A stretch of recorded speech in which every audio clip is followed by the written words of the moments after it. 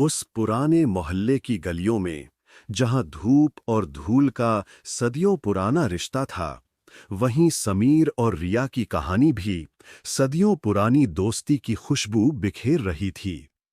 बचपन की वो शरारतें, आम के बाग में चोरी के आम खाना, बारिश में कागज की नाव तैराना और टूटी हुई पतंगों के पीछे बेतहाशा भागना, इन सब में समीर और रिया हमेशा एक दूसरे का हाथ थामे रहते थे। उनके घर आमने सामने थे और उनके दिल एक दूसरे के इतने करीब कि कब उनकी दोस्ती की सीमाएं धुंधली पड़ गईं, उन्हें खुद भी पता न चला। रिया की आंखों में एक अजीब सी चमक थी, जो समीर को हमेशा एक अजनबी से सुकून का एहसास दिलाती थी। समीर, जो थोड़ा शरारती था, पर रिया के सामने हमेशा एक सीधा साधा लड़का बन जाता था। उसे याद है, रिया जब पहली बार साइकिल से गिरी थी, तो कैसे उसकी छोटी सी उंगली पकड़कर उसे उठाया था, और रिया ने अपने आंसू पोंछते हुए कैसे उसकी कमीज पकड़ ली थी। वो पल शायद तभी उनके दिलों में एक अनकहा धागा बुन गया था।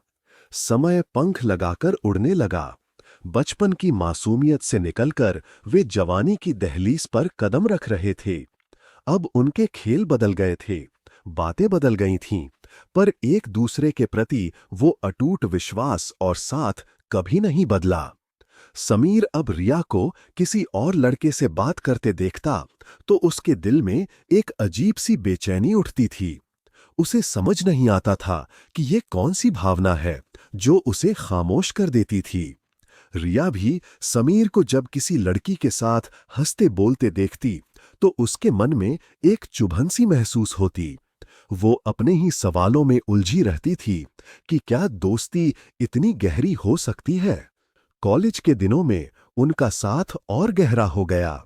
समीर रिया के लिए नोट्स बनाता, उसे परीक्षाओं के लिए प्रोत्साहित करता और रिया उसे मुश्किल वक्त में समझाती। एक दिन कॉलेज के फेयरवेल पार्टी में जब रिया एक खूबसूरत नीले रंग की ड्रेस पहनकर आई थी, समीर की नजरें उस पर से हट ही नहीं रही थीं।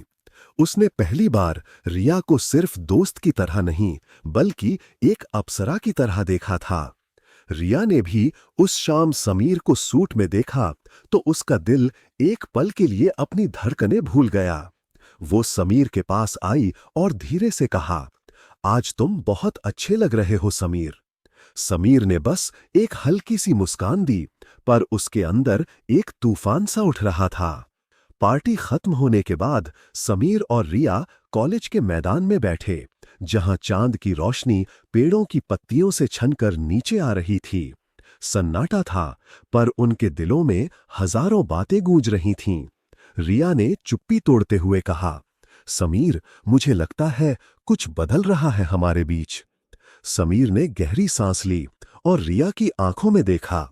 उन आंखों में वही चमक थी जो बचपन से उसे भाती थी, पर अब उसमें कुछ और था, एक उम्मीद, एक चाहत। उसने धीरे से रिया का हाथ थामा और कहा, रिया, मुझे भी ऐसा ही लगता है। ये सिर्फ दोस्ती नहीं है जो मुझे तुम्हें किसी और के साथ देखकर बेचैन कर देती है।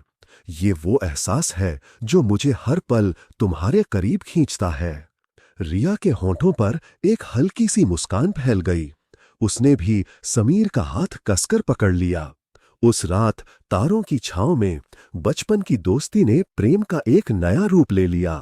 वो समझ गए थे कि उनका रिश्ता सिर्फ बचपन की यादों का पिटारा नहीं, बल्कि एक ऐसा खूबसूरत सफर है जिसे उन्हें साथ मिलकर तय करना है।